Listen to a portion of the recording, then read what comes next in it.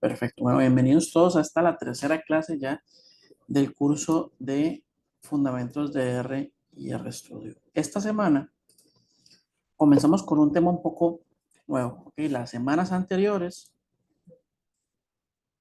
simplemente como repaso, estuvimos viendo el cómo leer los datos, ¿verdad? Recordemos, específico era un archivo CSV. Vimos cómo leer los datos, un poco cómo los revisamos y operaciones que podemos hacer con esos datos. Filtrar, seleccionar, contar, resumir, transformar. Y cómo podemos usar esas operaciones para contestar preguntas. Ok, ahora en esta clase vamos a comenzar a ver que no solamente tenemos que contestar a la pregunta, sino que tenemos que poder presentar la respuesta de forma que alguien, depende, a veces sea un experto, a veces no, ¿verdad? Que personas con diferentes niveles de competencia en un tema puedan entender de qué estamos hablando. ¿Cómo podemos hacer eso? Bueno, diseñando correctamente, ya sea cuadros estadísticos, digamos de tablas para simplificar, o gráficos. Entonces, esta semana vamos a comenzar con el tema de gráficos. Un recordatorio, intentemos mantener el micrófono cerrado. Si alguien quiere abrir el micrófono, simplemente levanta la mano antes. Y igual las dudas las pueden colocar en el chat y yo los voy leyendo. Perfecto. Ok, esta clase es una introducción muy básica al tema de los gráficos. Ahora, el tema de los gráficos no es un tema necesariamente sencillo. Hacer un buen gráfico en realidad requiere muchísimo trabajo. Entonces acá les voy a dejar 3 referencias súper importantes si quieren aprender a hacer gráficos con R. El primero es un libro un poco más histórico. Este libro, La gramática de los gráficos, es quizá un poquito denso. Bueno, es una lectura amigable, pero sí es cierto que es el pilar fundamental de cómo hace gráficos R, cómo hace gráficos Tableau, cómo hace gráficos Power BI, cómo hace gráficos. Casi cualquier herramienta moderna se basa en el concepto de gramática de los gráficos. Después, si nos venimos a ggplot, que es el paquete que vamos a utilizar para hacer gráficos en R, este libro es fundamental, ya va por su tercera edición, si no estoy mal, en donde nos explica todo lo que puede y no puede hacer este paquete, que les digo es, al menos para mí, mi paquete favorito, por la facilidad con la que nos deja hacer gráficos muy, muy bonitos. Y después está este libro, que no tiene código, Fundamentos de Visualización de Datos, pero que explica muy bien los diferentes tipos de gráficos que tenemos y los casos de uso, sobre todo, ¿verdad? ¿Para qué puedo usar cada tipo de gráfico? Acá van a poder encontrarlos. Entonces, en este curso, que es un curso de fundamentos, no vamos a profundizar demasiado. De hecho, hay un curso que es específicamente de visualización de datos, que es el que sigue después de este, en donde sí hablamos largo y tendido acerca de estos temas. Por lo menos les dejo estas referencias para que sepan que esos 3 libros son más que suficientes para, yo creo yo, ser bastante competente en el tema de visualización de datos. Ok, entonces, conversemos un poco acerca de qué es hacer un gráfico. Ok, y siempre me gusta poner este ejemplo. No sé si alguno sabe qué es esto que estamos viendo acá. Ahí los leo en el chat. O este dibujo de aquí, ¿saben qué animal es? ¿Se han visto esta imagen antes? Bueno, esta imagen la pintaron en unas cuevas en Altamira, en España, hace como 14.000 años, una cosa así creo que era. Y va por ahí exactamente, dice por acá, un buey, se parece bastante. En realidad creo que se parece más a un buey que a lo que ellos dicen que es, en realidad, que es un bisonte, que es un bicho de estos. Ok, hay un tema. Convengamos acá entre nosotros, ¿verdad? Que no nos escuchen, que ese dibujo no es, qué bruto, qué dibujazo, ¿verdad? Y no se parece demasiado. Pero Y aquí está lo importante, y es que esta es la base fundamental de hacer un gráfico. Tiene suficiente información como para que 14.000 años después entendamos qué es lo que querían decir.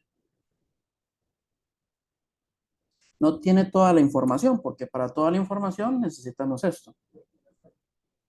Okay, una fotografía en máxima resolución. En realidad, para toda la información ocuparíamos un modelo 3D en máxima resolución. Pero resulta que alguien decidió hacer 3 trazos y es suficiente la información que tenemos acá como para poder comunicar un mensaje. En eso consiste hacer gráficos.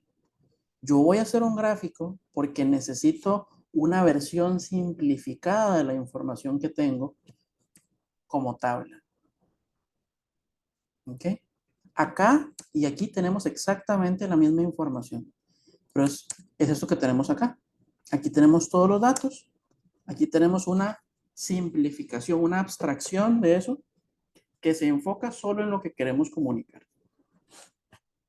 Entonces, entre esto y esto, es exactamente el mismo proceso que tenemos acá. Una versión simplificada, una versión completa. Acá tenemos toda la información. Y podríamos decir de cierta manera que esto también es un gráfico. Que al final, las letras, los grafos son dibujitos. Hacemos son dibujos. La gran diferencia es que acá tenemos texto. Y los humanos tenemos que 5.000 años leyendo, tal vez, mucho. Entonces, leer es cognitivamente una tarea muy pesada. Okay, no sé, imagino que a ustedes les pasará en la universidad. Leer durante mucho rato es cansado para la mente. Cosas como seguir una línea recta con los ojos en el texto, si no se practica con frecuencia, cuesta hacerlo. Es decir, leer es una tarea costosa para el cerebro. Piénsenlo un segundo. ¿Cuántas horas a lo largo de su vida ustedes han dedicado a la lectura? Si a cualquier otra disciplina, no se imaginen si que fuera aprender a tocar la guitarra, ustedes hubieran dedicado la misma cantidad de horas, esfuerzo y entrenamiento que han usado para leer, es muy probable que fueran prodigiosos en la lectura. Ese es el nivel de dificultad que es para la mente el procesar texto. Ahora, ¿qué si somos muy buenos procesando? Cosas más simples, formas, tamaños, colores. Entonces nos vamos a apoyar en esas cosas que son más sencillas de leer para el cerebro para crear eso, una representación más amigable para la mente. ¿Okay? Que las personas puedan ver y entender de forma muchísimo más intuitiva que teniendo la información acá. Por eso es que hacemos gráficos. ¿Okay? Porque esto es más amigable para la mente de las personas que esto que tenemos acá. Entonces, hacer un gráfico es hacer un dibujo. Y más que hacer un dibujo, es traducir o hacer una traducción en lo que tenemos en la tabla, que probablemente sean categorías o números, en cosas que se pueden ver, que se pueden representar visualmente. Vamos a ver que tenemos diferentes herramientas: posición, forma, color, tamaño, transparencia, y un poco para qué podemos usar cada una. La más efectiva de todas, porque eso es una cosa importante, esto que tenemos acá, que son formas de codificar información, que también se llaman encodings o estéticas, tienen muchos nombres. No todos son igual de efectivos. ¿Okay? Por ejemplo, la posición es el más efectivo de todos, es decir, es más simple de entender para las personas. El color es sin duda un campeón en ese sentido. Hay que tomar algunas cosas en consideración que vamos a ver después. Y ahí ya hay cosas como las transparencias, las texturas que no funcionan tan bien y que yo creo que debemos evitar un poco. Vamos con la primera, la posición. Esto probablemente ustedes lo han visto ya antes. ¿Qué significa usar la posición? Es yo voy a utilizar el dónde está un objeto en pantalla, en el plano, en nuestro caso probablemente sea siempre una pantalla, para comunicar algo. Por ejemplo, acá, si yo tengo dos ejes, uno representa la edad y otro representa la altura. Entre más arriba esté el punto naranja que tenemos acá, más vieja es la persona. Entonces resulta que la posición del punto representa algo. Más abajo, más joven, más arriba, más viejo, más a la derecha quiere decir que es más alto, más viejo, más alto. ¿Okay? Y lo interesante de esto es que la posición se presta mucho para poder hacer esto. Si yo tengo muchos individuos y los quiero representar, bueno, puedo colocarlos todos en el mismo plano y empezar a ver ciertas relaciones entre variables.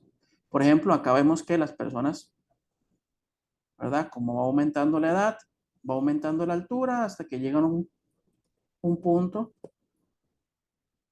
en donde tal vez se estabiliza. Hay gente que es más vieja pero es más chiquitita, hay gente que es más joven y es más alta. ¿Okay? Pero acá lo importante es que estamos usando la posición de algo, dónde está en la pantalla, si está más hacia la izquierda, más hacia la derecha, más hacia arriba, más hacia abajo, para comunicar algo. ¿Okay? Hay un montón de gráficos que utilizan como referencia la posición, gráficos de barras, gráficos de puntos, eh, etiquetas, incluso que dependiendo de donde estén ubicadas van a comunicar una u otra cosa.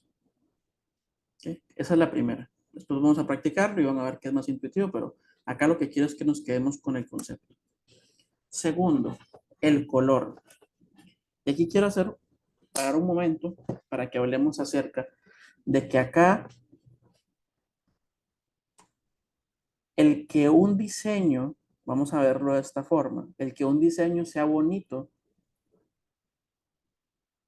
es resultado de que es útil para representar la información, no al revés. Es decir, si yo selecciono colores que representan bien la información, es muy probable que ese diseño sea bonito, que esos colores se vean bien, pero nunca lo hago al revés. Yo no selecciono los colores porque se ven bien juntos y después los uso para representar datos. Porque entonces voy a tener un gráfico muy bonito, pero un mal gráfico. Y acá lo que buscamos es otra cosa. Entonces vamos a ver que los colores los podemos usar para diferentes cosas. La primera, representar cantidades. Acá les pongo un ejemplo. Estos tomates de acá, ¿cuál creen ustedes que está más maduro? ¿El de la izquierda o el de la derecha?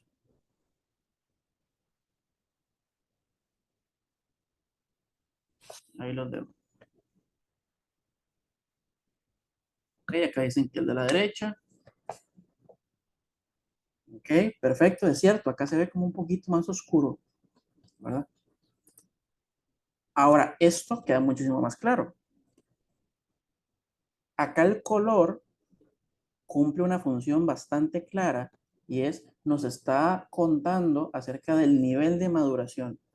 El nivel de maduración lo podemos entender como una variable continua. Imaginémonos que fuera, no sé, desde 0 hasta 1, el tomate puede ir pasando el tiempo 0.1, 0.2, 0.25, 0.257. Entonces el color acá nos está comunicando el nivel de maduración, que es una variable continua, porque va aumentando gradualmente. El tomate no brinca de repente de acá hasta acá, de golpe. ¿Okay? Entonces por eso entendemos que es una variable continua. Entonces acá la naturaleza ya está usando una escala de color para comunicarnos que esto está pasando de estar verde a estar maduro. Por eso es que lo usamos en los gráficos, porque ya estamos preentrenados para reconocer diferencias pequeñas en tonalidades, porque de esto dependía, por ejemplo, poder comer. Ahora, cuando seleccionemos los colores que vamos a usar para representar esa información, tenemos que tener claro algo, no lo podemos hacer como queramos. Vamos a usar exactamente las mismas reglas que vemos que aparecen acá en la naturaleza y que si nos regresamos, quizá no sé alguna vez en algún curso de la U o en el colegio, vieron el círculo cromático. Bueno, cuando trabajemos con números, es decir, yo quiero representar una magnitud, o una cantidad, voy a utilizar colores análogos. ¿Qué son los colores análogos? Son los colores que están juntos, contiguos, en el círculo cromático. ¿Okay? ¿Esto para qué me sirve? Porque la diferencia que hay entre estos colores me da la idea de una progresión. Yo puedo saber cuál es más alto o cuál es más bajo, porque siguen una lógica. Por ejemplo, el tomate comienza aquí en verde y se va poniendo un poco más maduro hasta que llega a rojo. ¿Okay? Sería muy difícil si el tomate, por ejemplo, saltara de rojo a azul, de azul a naranja, de naranja, no sé, a cian y después a morado. Sería, además de muy extraño, muy poco intuitivo. ¿Sí? Es exactamente este recorrido porque esto es justamente una opción bastante más intuitiva. Así que cuando trabajamos con números, recordemos, usamos colores análogos. Hay herramientas que nos van a ayudar a hacer esto más fácil, por esto es importante que lo tengamos claro. ¿Okay? Después, creo que en este curso no lo vemos, pero hay una idea de que sean perceptualmente equidistantes, es decir, que la sensación que hay del salto de acá hasta acá sea la misma que hay desde acá hasta acá. Eso se puede medir. Pero por ahora quedémonos con la idea de que son colores análogos. Por ejemplo, estos que tenemos acá. La naturaleza está llena de ejemplos en donde se utilizan colores análogos para representar números. Veamos este caso.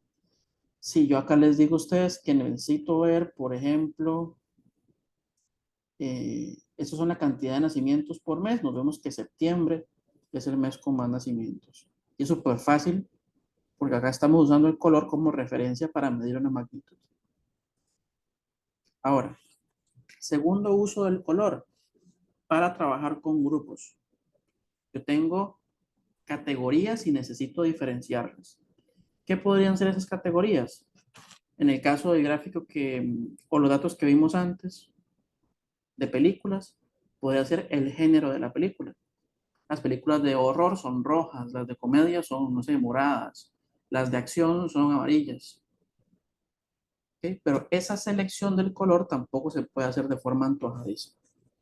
Y eso es un gran error que incluso uno puede ver en periódicos nacionales, que pasa con mucha frecuencia. Los colores tienen connotaciones sociales, ¿verdad? No vivimos solos en una cueva. Representan cosas, están asociados a conceptos. Entonces, no podemos usar una paleta de colores solo porque es la paleta del periódico. Por ejemplo, si mi periódico, el logo es rojo, yo no puedo usar en un gráfico puntos rojos solo porque sí, porque el rojo tiene una connotación que dependiendo de la noticia va a comunicar otra cosa. Ahora, acá, para las categorías, lo que queremos es que los colores sean lo más distintos posibles para que no se vayan a confundir. Entonces, si volvemos al círculo cromático, la única forma de tener eso es que esos estén lo más distantes posibles en el círculo, es decir, que sean opuestos en el círculo cromático. Entonces, ¿qué pasa acá? Si yo en realidad lo que quiero son 3 colores, entonces no me sirve esto. Lo que tendría que hacer es esto. ¿Ok? Y encontrar cuáles 3 colores, eso lo puedo mover o girar, lo que yo quiera, pero cuáles 3 colores maximizan la distancia que hay entre ellos. Importantísimo que esa distancia debe ser igual. No puede este color estar más cerca de este y este que este, no. Tiene que haber exactamente la misma distancia entre todos los colores para que estemos hablando de colores complementarios. Porque lo que queremos acá es evitar que se vayan a confundir entre ellos. ¿Okay? Hay un montón igual de ejemplos que vamos a ver. El color de la Navidad, por ejemplo, la paleta de Navidad que es verde con rojo, son colores complementarios.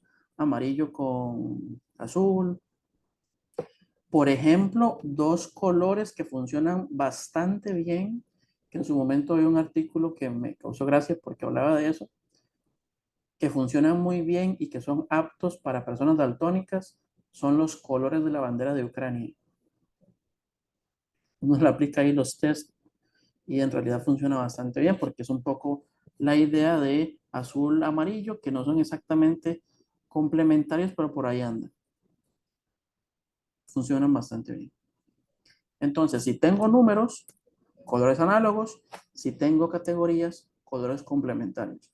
Porque la idea es que sean lo más diferentes posibles. ¿Ok? Que cuando las personas vean el color, no se queden con la duda de, ¿este es de esta categoría o es de la otra? No, el color tiene que cumplir esa función. Datos categóricos, colores análogos. Perdón, complementarios. Ok. Ahora, no todos somos iguales. Cada cabeza es un mundo. Y el tema de la percepción del color pasa. Un 10% de la población son daltónicos. Curiosamente, afecta muchísimo más a los hombres.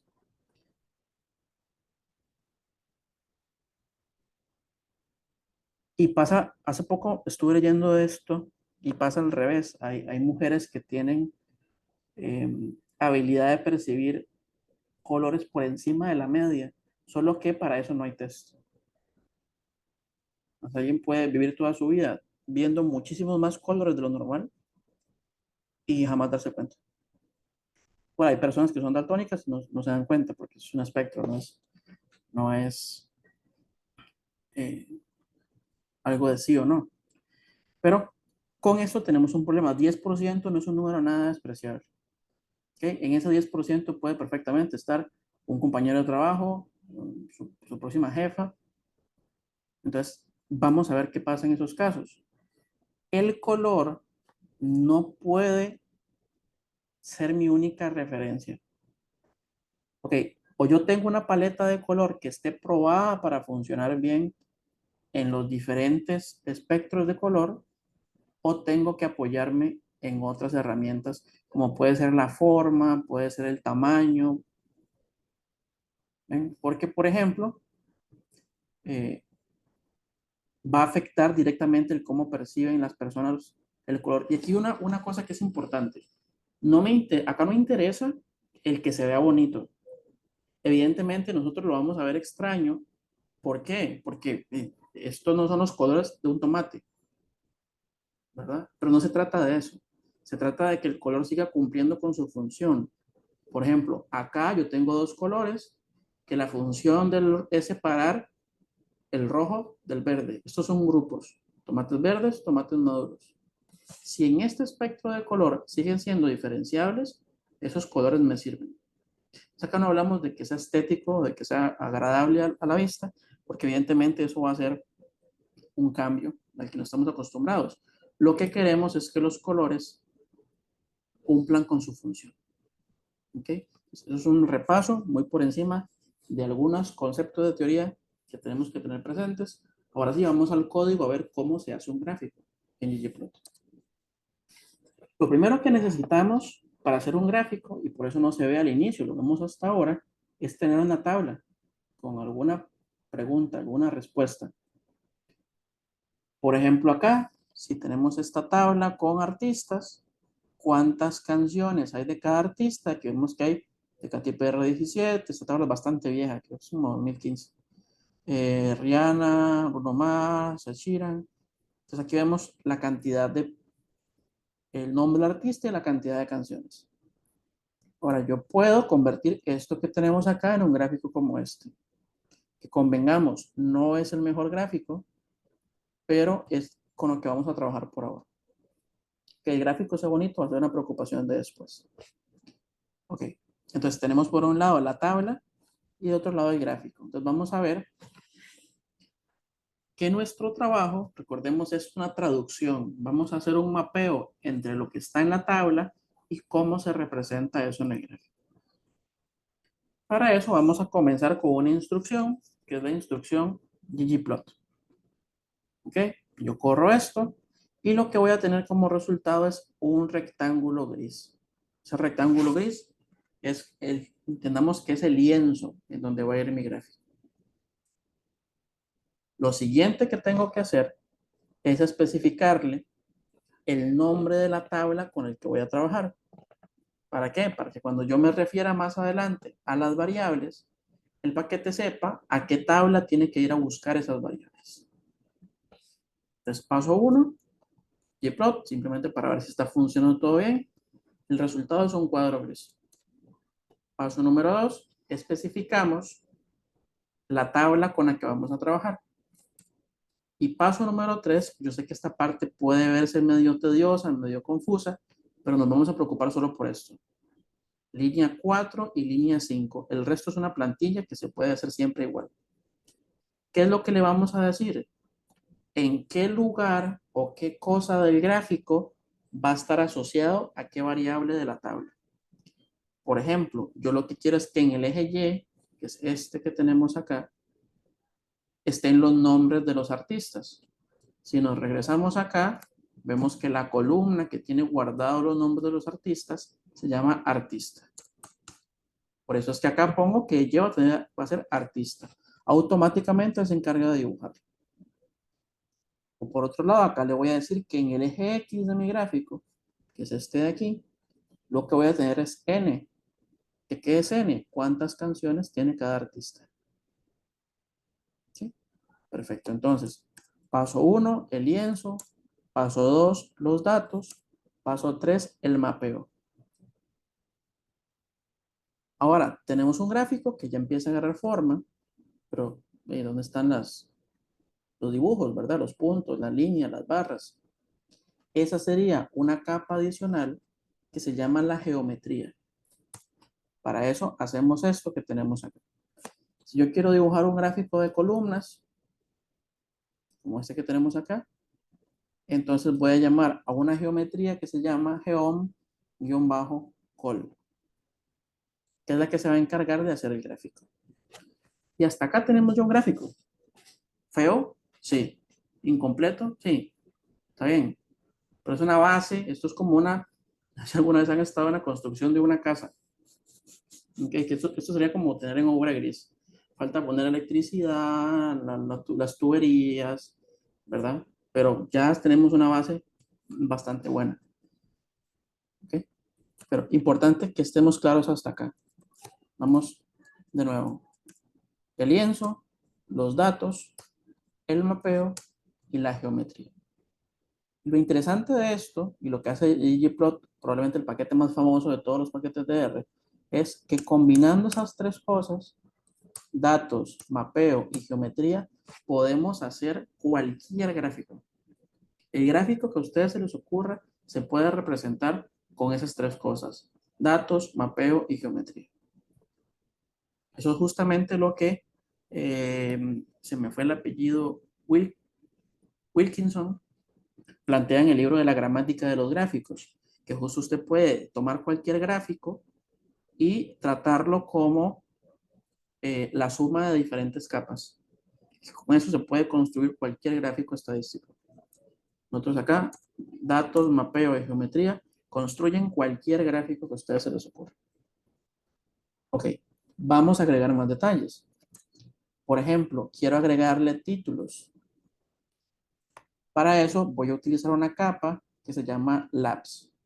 Y adentro le voy a decir, quiero que el título sea este de acá, que el subtítulo sea este y que la fuente sea esta de acá. Lo vemos directo en el gráfico. Acá arriba me aparece ahora el título, el subtítulo y la fuente la tenemos aquí abajo. ¿Sí?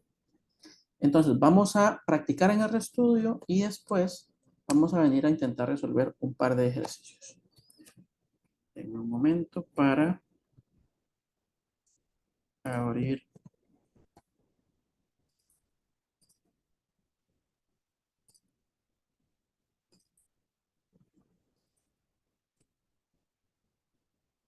RStudio. Ok, y artistas.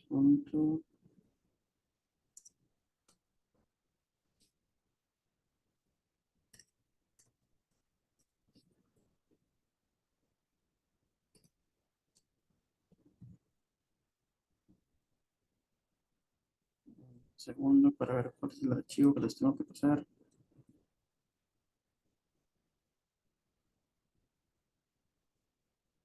Disculpen un segundito.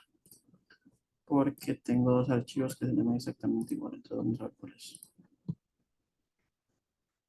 Creo que es este. Igual lo vamos a abrir para ver qué es lo que tiene dentro. Nos vamos a traer para la carpeta de datos ese archivo, que en este caso es un archivo de Excel. Vamos a...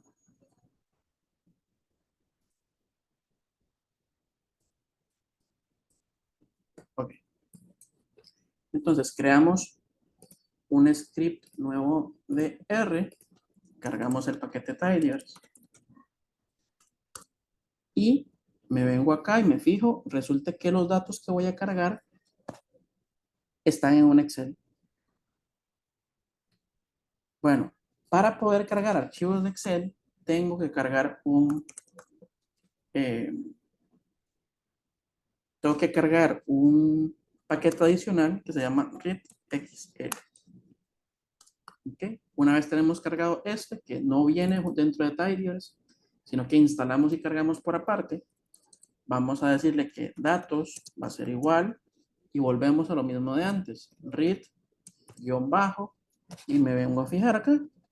Este archivo que quiero leer, la extensión es XLSX, que es la extensión de los archivos de Excel después del 2007, creo. Entonces aquí colocamos es XLSX.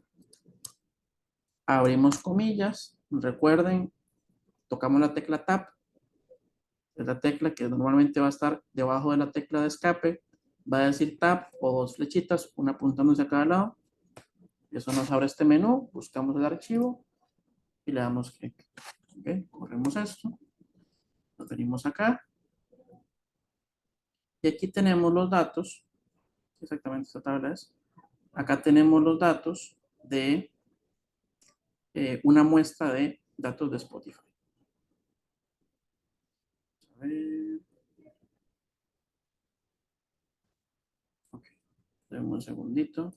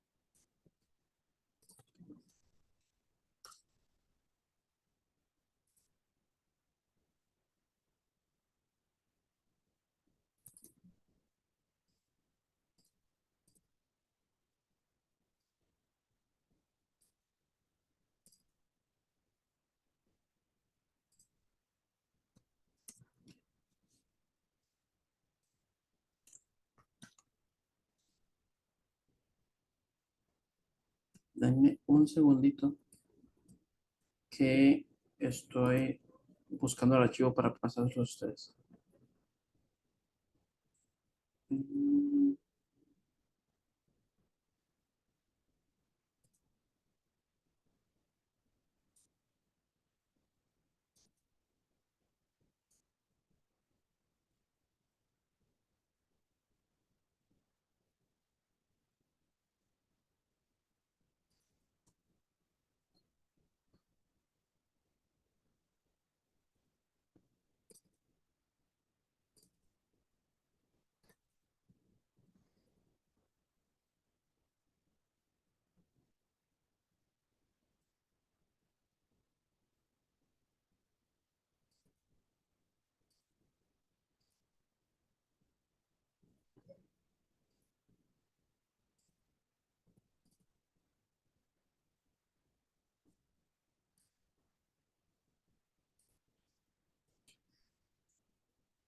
un segundo.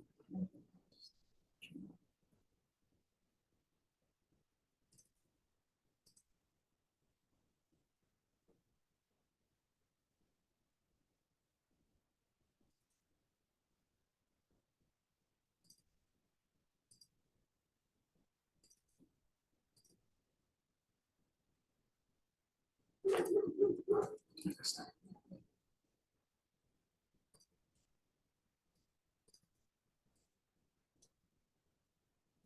Listo, les estoy subiendo aquí en el chat.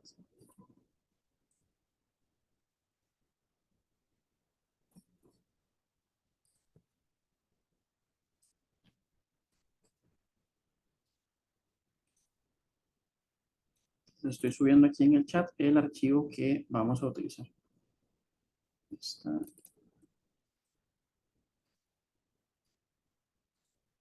Porfa, lo descargan y cuando lo tengan descargado, colocan listo en el chat. Ok, aquí vamos a hacer un cambio. No está en Excel el archivo, no hace falta que hagamos esto, sino es un CSV, como los que hemos trabajado antes. Así que aquí cambiamos la ruta por la del archivo. Listo. Okay. Entonces los datos con los que vamos a trabajar son estos de acá.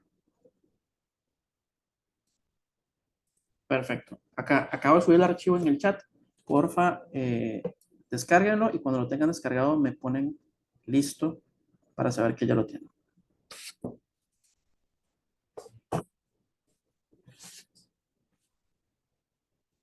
Perfecto. Gracias, Daniel. Ahora, lo que van a hacer es, van a abrir el proyecto que hemos venido trabajando en las clases anteriores y se lo van a llevar a la carpeta datos. Si alguno tiene esto o esto de clases anteriores, lo voy a subir igual por acá. Vamos a comprimir esto.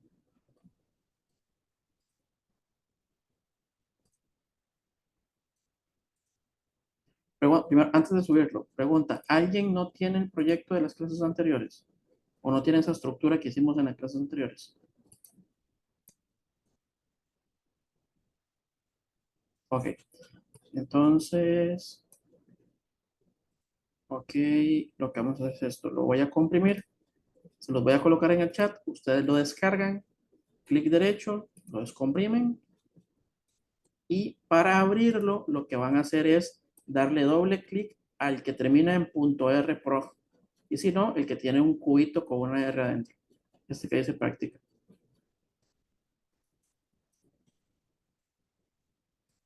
¿Ok? Ahí lo acabo de subir, es bastante liviano.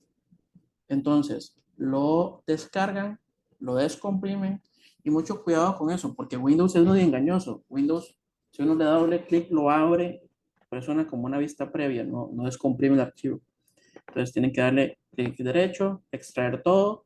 Ahora sí, entran al proyecto y para abrirlo le dan a dar doble clic en donde dice práctica.rprog.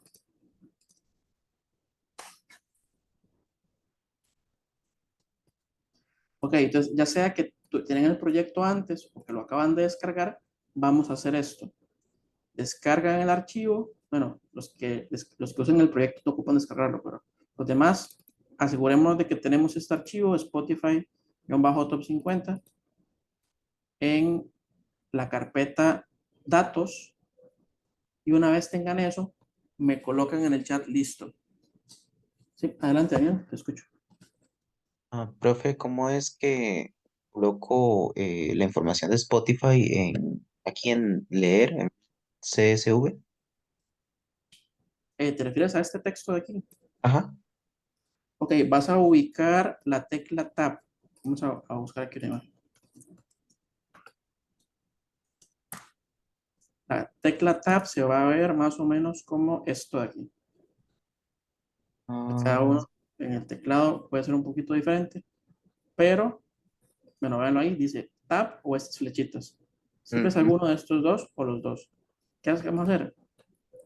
Teniendo las comillas vacías, vamos a tocar la tecla Tab y nos tiene que salir este menú. Buscamos cuál es el archivo que queremos, le damos clic y él nos tiene que completar la ruta. Listo.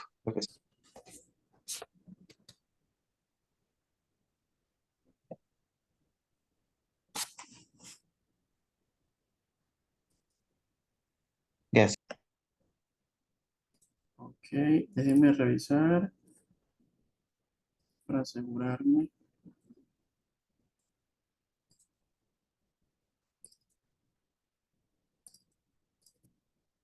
No, sí, en este que subí, archivo.zip, ahí debería estar eh, ahí ya debería estar el archivo de Spotify. Y si no lo tienen ahí, entonces lo que pueden hacer es descargan el archivo, que es este que les acabo de poner acá, lo descargan y lo copian en esa carpeta. Ok, aquí vemos que, ok, aquí ya nos ponen que listo. Ok, entonces voy a poner aquí una marca para separar el chat. Listo, entonces a partir de ahora vamos a dar unos countdown, vamos a darle unos 3 minutos para que hagamos eso. Tenemos que tener el proyecto abierto y los datos de Spotify dentro de la carpeta de datos. ¿Okay?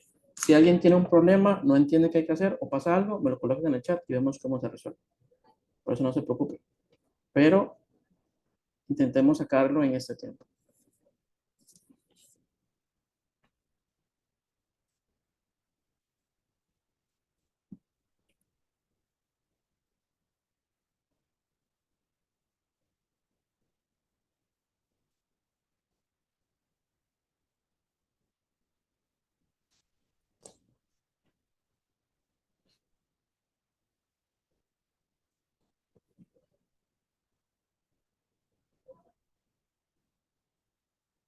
Y entonces descargamos el proyecto, si los que ya lo tienen.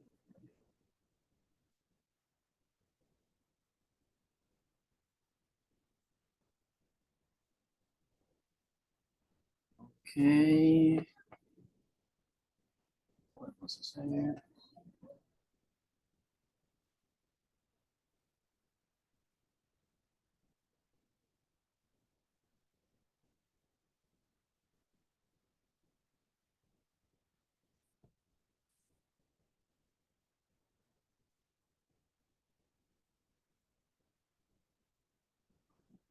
Ok, la compañera, hagamos este rato. Resolverlo acá se me va a complicar un poco porque aquí tenemos el tiempo un poco más limitado. Eh, terminando esto, terminando la clase o mañana temprano, nos podemos conectar para ver qué es exactamente lo que está pasando. Y para términos de la clase de hoy, eh, puedes continuar eh, participando con los compañeros, pero no hace falta que lo tengas en el restudio, porque si no, no te podría saber decir ahorita qué es lo que está pasando en la compu. Pero cero estrés con eso. Vamos a resolver ahorita que terminemos acá o mañana temprano.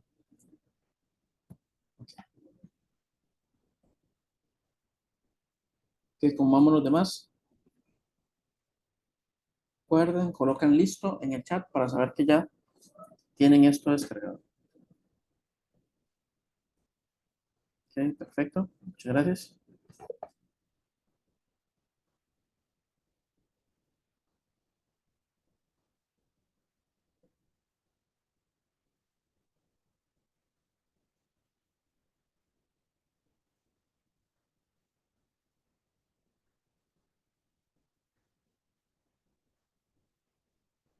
Ok, perfecto. Según está teniendo problemas, lo podemos ver en las sesiones de consultas o ahorita cuando hacemos en las prácticas, me muestran qué es lo que está pasando y vemos cómo lo resolver. Por ahora vamos a continuar. Entonces, cargamos los datos y lo siguiente que hacemos siempre después de cargar los datos es corremos un glimpse, datos, para ver qué es lo que tiene mi tabla dentro. Entonces aquí veo que tiene el título de la canción, el nombre del artista, el género de la canción, el año en el que se publicó, los bits por minuto, BPM, y después aquí hay un montón de variables que son de Spotify, que ellos dicen la cantidad de energía, la bailabilidad, el volumen, vivacidad, valencia, duración, qué tan acústica es, qué tanto habla una persona durante la canción y la popularidad de la canción. Entonces vamos a contestar un par de preguntas. El gráfico que teníamos en la presentación es cuáles son los artistas con más canciones. Estos son, es una muestra del top 50 de Spotify de hace como 10 años. Entonces, por ejemplo, yo aquí podría de la tabla datos hacer un count de artista. Ok, acá tenemos los artistas. Yo me quiero quedar con los 10 que más canciones tienen. Slice max n y n es igual a 10. Okay, llegamos a la misma tabla que teníamos antes. Ahora, yo quiero construir un gráfico con esto. Lo primero que necesito es esta tabla que tenemos acá, que es el resultado de una pregunta que yo hice, guardarla como una nueva tabla. Aquí voy a poner, por ejemplo, respuesta. Ven que ahora me aparece aquí una nueva tabla que solo tiene 10 filas. Es indispensable que yo la guarde como una tabla nueva para poder usarla después en el gráfico. Entonces, imaginémonos que esta es una pregunta cualquiera, ¿verdad? Cualquier tabla que yo tenga que generar, no sé, 10 artistas o más canciones. Una vez tengo esa tabla, con esa tabla ya puedo construir mi gráfico. Vamos, ggplot. Lo corro solamente para ver si está todo bien. Si está todo bien, voy a ver acá abajo a la derecha un cuadro gris. ¿Ok? Perfecto. Ahora, dentro de los paréntesis, voy a meter un enter y voy a especificar que data va a ser igual a la tabla con la que voy a trabajar. Ahora, ¿con qué tabla voy a trabajar? Con esta que se llama respuesta. ¿Qué es lo que tiene? Es justamente los nombres de los artistas y la cantidad de canciones que tiene cada artista. Así que aquí voy a colocar que data va a ser igual a respuesta. Acá se llama respuesta, pero puede tener cualquier nombre que ustedes quieran colocar. Después, vamos a seguir la siguiente plantilla que dice mapping es igual a AES, abro paréntesis, enter. Les dije, eso lo hacemos siempre exactamente igual. Y lo que importa es lo que coloquemos aquí adentro, que es en donde decimos qué cosas de la tabla se van a ver de qué forma en el gráfico. Vamos a ver que en el eje X yo quiero N. Si yo corro eso así, ya veo que en el eje X aparecen los números, que es la cantidad de canciones. Así digo que en el eje Y quiero artista. Y ahora ya aparece en el eje Y los nombres de los artistas. Perfecto. Ahora, ya tengo esta base que va desde aquí, desde línea 11 hasta línea 17. Falta agregar las geometrías. Para agregar las geometrías, al final de esta línea voy a agregar un símbolo de más, un enter, y ahora sí voy a llamar a la geometría que quiero usar. En este caso es geom-col. ¿Ok? Y aquí tenemos nuestro gráfico. Les dije, ¿es perfecto? No, es muy mejorable. ¿Ok? Hay un montón de cosas que podemos para un buen gráfico, pero esta es una base. Por ahora, preocupémonos por aprender a hacer esta base bien. ¿Ok? Tenemos esto. Perfecto. Entonces, hasta acá, preguntas. Vamos a tomar los siguientes 5 minutos para ver dudas de lo que tengamos hasta acá. Los leo en el chat o pueden abrir el micrófono.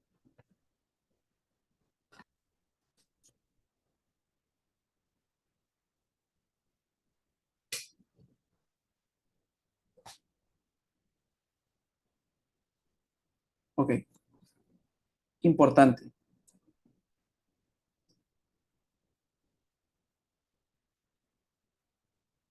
A esto le pasa lo mismo que le pasa a las mates.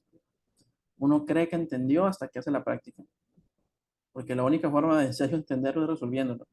No queda de otra. Entonces, vamos a ir a la práctica. Así que les voy a pasar el PDF de la presentación porque acá al final están algunos ejercicios. No hace falta que los contestemos todos. Lo que quiero es que practiquen y después en las sesiones de consulta sigamos practicando. Y practicar y practicar y practicar. Eso no queda otra opción. Entonces, voy a colocar este PDF en el chat.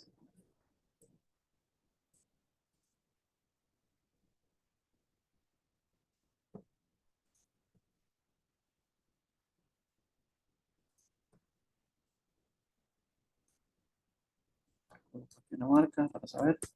Y me colocan listo cuando tengan descargado el PDF. Cuando lleguemos a los 10 listos, entramos a la sesión de práctica.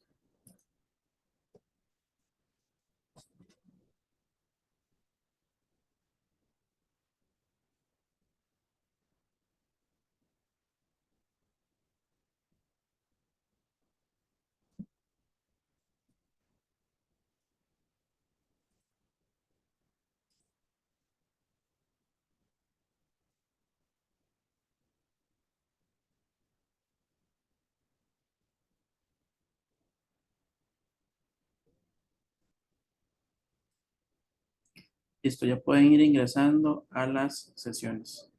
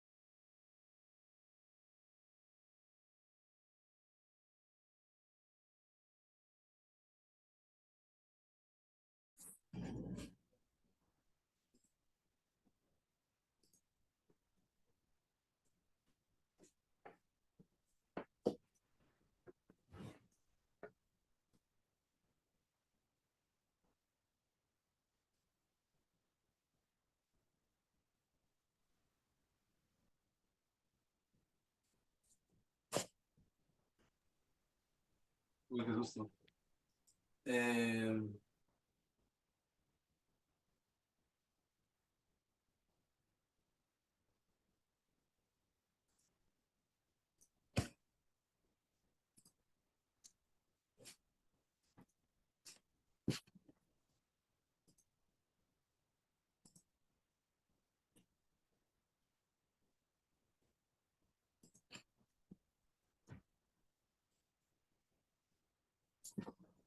Y ya, bueno, toquecito, listo.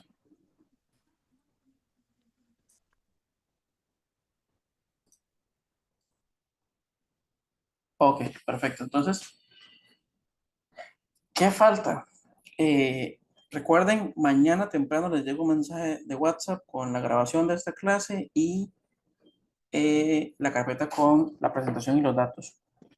Importante, también les llega el enlace de las sesiones de consulta. La idea es, lo ideal es que sea una por semana. Yo sé que todos tenemos mil enredos, ¿verdad? Entonces no queda tan fácil, pero que sepan que ahí está la idea. Son 45 minutos, nos sentamos, hacemos un par de ejercicios de estos y sirve un montón como repaso. Ojalá existiera alguna forma más sencilla de aprender esto, pero una gran parte es memoria. ¿Ok? Hay un escenario que yo he visto tantas veces que cuando lo veo en otra parte sé cómo resolverlo rápido. Entonces eso es cuestión de práctica un poco. Ya después entra, ¿verdad? Que uno entienda los datos y toda esa historia. Pero al principio, sobre todo, hace una cuestión de práctica, práctica para ir desarrollando, identificar esos escenarios y saber más o menos cuál es la estructura de código que me sirve para eso. Perfecto. Entonces, bueno, al menos sería todo por esta clase y nos estamos viendo el próximo jueves. Muy buenas noches. Buenas noches, profe, gracias. Buenas noches. luego, gracias. Nos vemos.